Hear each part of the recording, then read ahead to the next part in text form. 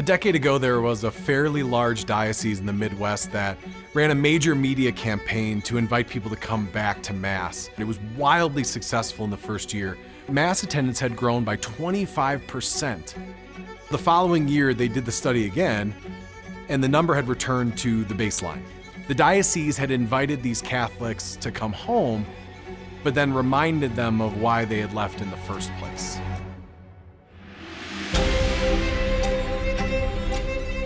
For 13 years, Amazing Parish has been working with over 1,100 pastors to make every parish a thriving place where people can encounter Jesus and be transformed and be sent on mission. The renewal-minded leaders that we worked with had some common beliefs and convictions that drove their work that allowed them to see fruit and fruit that would last. We wanted to synthesize those 6 core beliefs and share them with you as a call to renewal for the entire church.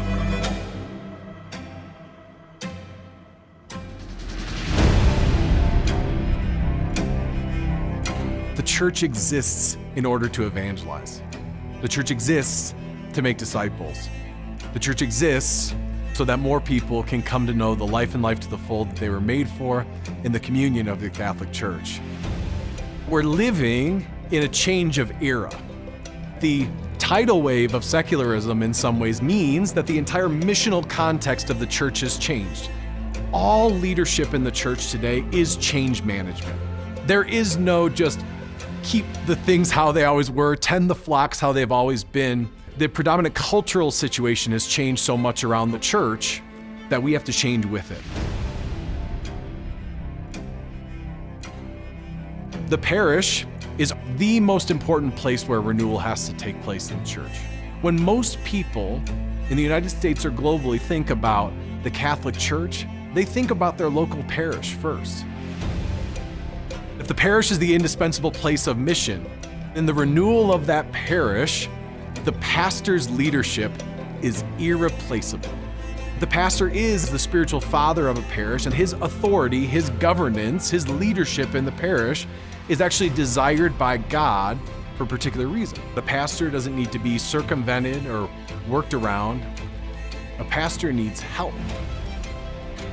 Leadership is a team sport.